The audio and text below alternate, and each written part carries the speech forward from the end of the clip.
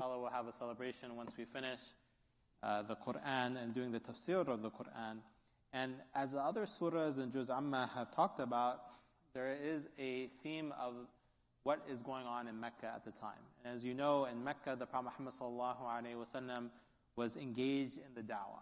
And he was someone who was working on trying to call the people, the Quraysh, to Islam. And you see that one of the things that is unique here in this surah is that he's doing da'wah to the kuffar of the Quraysh, but at the same time there is a Muslim coming to him and asking for guidance. And this surah, the introduction, many of the mufassirin say it's related to a blind man, as we will see, and it talks about Abasa wa tawalla, that the Prophet Muhammad ﷺ, he frowned and then he turned away. And this was related to a person named Abdullah ibn Maktoum. So Abdullah ibn Maktoum was a companion of the Prophet Muhammad ﷺ. As his first name says, he was a servant of Allah, but he was blind. And as you know, in Arabic, katama means to conceal. So he was the son of Maktoum, the one who was concealed. So from a young age, he was blind. So he was not someone who grew elderly and then lost his sight, but rather he was someone who lost his sight when he was a young person. And the asbab al-nuzul here, they say that Abdullah ibn Maktoum, he came to the Prophet Muhammad ﷺ, and he asked him during this conversation, during the conversation that the Prophet Muhammad ﷺ was having with the ulama, the chiefs, the elites of the Quraysh tribe. And he said, وَقَالَ يَا رَسُولَ اللَّهِ عَلَّمَنِي مَا عَلَّمَكَ اللَّهِ. So teach me what Allah subhanahu wa ta'ala has taught you. And many of the mufassirin say that he was asking about a verse in the Quran, that he was inquiring and he was curious. But the Prophet Muhammad ﷺ, he did Abasa and then he did Watawalla. And here, as we'll discuss, Abas in the Quran and in Arabic, it means when the eyebrows become together like this. A lot of times in English we think of frowning as with the mouth, but with Abdullah ibn Maktoum, the Prophet Muhammad ﷺ, and we see other parts in the Quran, there was Abas, that he put his eyebrows together, he showed signs of displeasure, and then he turned away. Abdullah ibn Maktoum is also important because he was known as someone who called people to prayer. He was a mu'adhin. So, as we know, there is Bilal, and then there is Abdullah ibn Maktoum. And there's a hadith that says, "Inna Bilalan yu'adhin bil-layl." So, there was part of the sunnah, especially in Medina, that Bilal used to call the people to prayer at the nighttime. فَكُلُوا وَاشْرَبُوا. So this in Ramadan, if the people heard the adhan of Bilal, they know it was time to break fast and then to eat. حَتَّى تَسْمَعُوا أَذَانَ ibn Maktoum. They will eat and they will enjoy themselves until they heard the adhan of Abdullah ibn Maktoum, the Fajr prayer. So imagine, subhanAllah, someone who is blind, that cannot see, but they're put in an important position in the masjid, in the community, of calling people to prayer. And this shows something essential, that everyone has something to contribute. Even someone who is blind, they can still speak, and they still may have a beautiful voice, and they may be able to call people to prayer. And then we have this one hadith of the Prophet Muhammad ﷺ, based on this surah, that after this incident, the Prophet Muhammad ﷺ did not become upset with Abdullah ibn Maktoum. Rather, he had this close affection with him, and he would joke with him. And then whenever he would see him, he would say, "Marhaban biman atabani fihi Rabbi." He said, "Welcome to the person who God showed me, blamed me, or mentioned me in the Quran." Right? And then Abdullah bin Maktoum would say jokingly, he would say, "Yaqul hal indik haja." Do you need something from me? I'll do it. So the Prophet Muhammad ﷺ had this loving, playful relationship with the companion. So we see that the surah starts with Abasa wa tawalla. And once again, the majority of Mufassirin, they say this was when the Prophet Muhammad ﷺ was doing da'wah to the elite of the Quraysh tribe. But the Prophet Muhammad ﷺ, in this struggle to get legitimacy and to be recognized, people were also coming to him from his followers. And we know that there are the women, the youth, the slaves, and the people who had disabilities. They felt closeness to the Prophet Muhammad sallallahu alaihi wasallam. And here the Mufassirin say that Allah subhanahu wa ta'ala talks about the Prophet Muhammad sallallahu alaihi wasallam in the third person. So Abasa wa tawalla. I could have said Abasta wa tawallayta, that you frowned, right, and you turned away. But it says in the third person, he frowned and he turned away. And this is a very beautiful phrase, not to blame the Prophet Muhammad sallallahu alaihi wasallam directly. And we see this a lot, that Ibrahim alayhi salam, for instance, in the Quran, he says, وَإِذَا مَرِضْتُ فَهُوَ يَشْفِينَ. When I am sick, Allah subhanahu wa ta'ala cures me. He doesn't say when Allah subhanahu wa ta'ala makes me sick, then He cures me. Right? He said when I am sick as a human. Right? So Allah subhanahu wa ta'ala is not directly blaming the Prophet Muhammad sallallahu alaihi wasallam, but talking about him in the third person. Why? Right? So the next verse. أَنْ جَاءَهُ الْأَعْمَى. Because a blind man came to the Prophet Muhammad sallallahu alaihi wasallam. And here, the Mufassirin, they focus on the fact that it was an a'ma. And this is someone who cannot see, that doesn't have the ability to look. And if you look at our tradition, we have many people who are blind that contribute to Islam. SubhanAllah. There's so many of our preachers. There's a famous preacher, Sheikh Kishk, that he used to give very beautiful khutbahs and in very eloquent language, in lugha fasiha, in the Fusha language. But he was blind. We have Quran reciters that they cannot read the Quran. They don't have the ability to read from the page, but they hear it from others and then they memorize it. So, and I'm sure here from different countries that we come from, that you can all maybe recall and think of someone who had this disability, that was blind, but was known for their knowledge and understanding of Islam.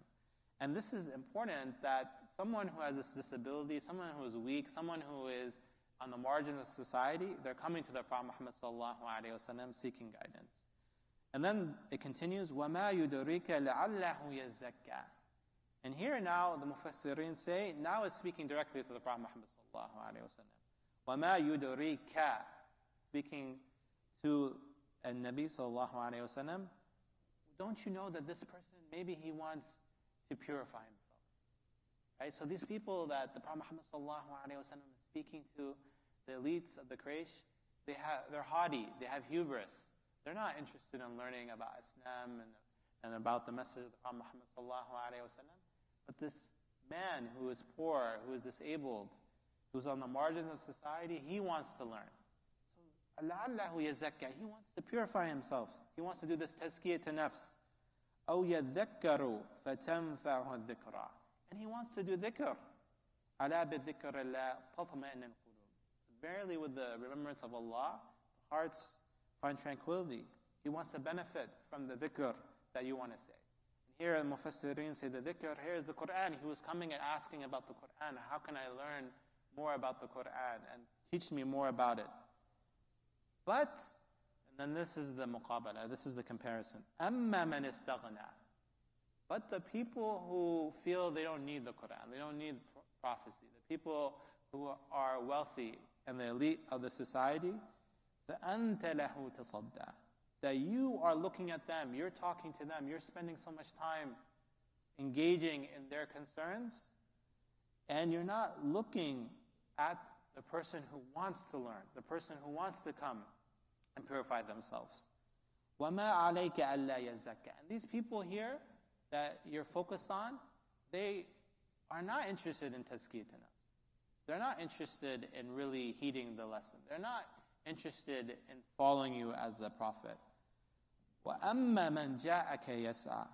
But the person who comes to you striving, and this word, Mufassirin focus on it, that he is yas'a. And as you know, this word is in the Umrah and the Hajj, sa'i. Right? We do sa'i between Marwa, Safa and Marwa. We go back and forth. Right? So think about someone is walking. Many of us here have done Umrah or Hajj. And we're doing the sa'i, right? We have this focus going back and forth. We're not distracted. Here, this blind man, Abdullah ibn Maktoum, he was trying to strive. He was trying to learn. He was trying to become a better person. And here, they also connect this to another verse in the Quran, in Jum'ah. So, as we know in Jummah prayer, in Surah Jummah, it says, يَا أَيُّهَا الَّذِينَ آمَنُوا إِذَا نُودِيَ لِلصَّلَاةِ مِنْ يَوْمِ الْجُمْعَةِ فَاسْعَوْا إِلَى ذِكْرِ اللَّهِ.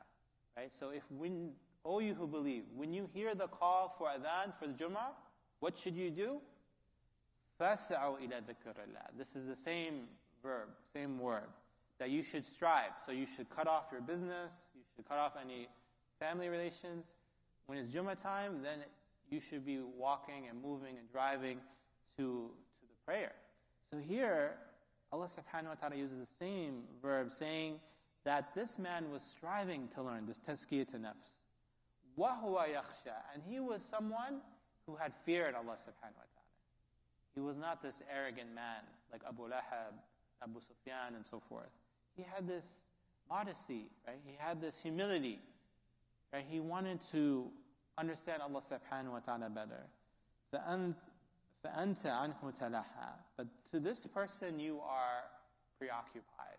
This person you are not giving the due attention. So, brothers and sisters in Islam, these verses are so powerful and essential because they talk about, first of all, the idea of accessibility. This is something very important we see now people talking about in the workplace and in universities and even in our community, that the masjid and the community has to be accessible. That this man came trying to understand, but he didn't have access to the Prophet Muhammad sallallahu alaihi wasallam. And this is important that as Muslims, as an institution, that the imams, the religious leaders, they always have to be accessible to the community and to everyone, not just to the elite. When we see issue with our leaders only spending time going to high-level meetings with government officials, but then we don't see them here in the local community, this is a problem. Right? So we see that this idea that the Prophet Muhammad sallallahu alaihi wasallam has to be accessible to those people who come and pray, to those people who need and would like to learn more about Islam, not just those elites in society. Second, this masjid and this community has to be accessible to those people who have disabilities. And Adams has hosted people here in this organization who are deaf, they can't hear. And we give the translation services. We have to make sure the Quran is accessible, that it's translated into different languages, that it's accessible to those people who may not be able to see or see properly, that they can hear the Quran and so forth. We as a community have to treat every single member of the community with respect. And just because they have trouble walking, one brother was telling me recently that the door outside come to Fajr, it was difficult for them to open. Right? So we have to think about these small things. We may think, this is small, what's the issue here? But if there's someone who is difficult for them to open the door, we have to make sure it's easy, that there's a handicap, someone can just hit a button and then the door will open. Or that someone who has trouble seeing, that they can navigate and make their way to the musalla. If someone cannot hear, that we have the translation services available. And second to last, it's important that we focus on people who are in front of us. SubhanAllah. That the Prophet Muhammad ﷺ was running after these elite people. And he forgot, or at that moment of time, later he realized that he should have focused, and later he lifted Abdullah ibn Maktoum to the level of a mu'adhin, of someone calling people to prayer. But at that moment, he was so preoccupied with those people who had power that he neglected, or he had forgot about that one person, right, that needed the help and support, right? So this is important, that we as a community have to focus on those people who are in front of us and want to learn, and want to study, and want to grow. And lastly, brothers and sisters in Islam, one of the things we see in Mecca is the marginalized. The people on the margins, they come and they are part of the Islamic movement. They are the youth, they are the women, they are the slaves, they are the disabled. And these are the people who were the pioneers of this faith. And it's essential that our institution serves those people. And we serve them with dignity and honor, and that we look toward their needs. Right now, Adams, we have a zakat program, we have a zakat committee, we have zakat funds, and we have to make sure that these funds go to those people and that we don't neglect them and overlook them. So I would encourage all of you here, whether it's yourself, because if someone here in this community needs zakat, then it's your right to go to the zakat committee, right to go to the institution and take that zakat. It should never be something that you should look down at yourself or your family. This is a right that you have and an obligation that the Muslim community has towards its members. And if you have recommendations or suggestions of where we can give this zakat, then you should go to the executive committee and so forth and talk and say, look, these are people, there's organizations, there are people here that need help and support, and it's incumbent upon our masjid to reach out to them and help them. We ask Allah subhanahu wa ta'ala for forgiveness. وَالْعَصْرِ إِنَّ الْإِنسَانَ لَفِي خُسْرٍ إِلَّا الَّذِينَ آمَنُوا وَعَمِلُوا الصَّالِحَاتِ وَتَوَاصَوْا بِالْحَقِّ وَتَوَاصَوْا بِالصَّبْرِ. Assalamu alaikum wa rahmatullahi.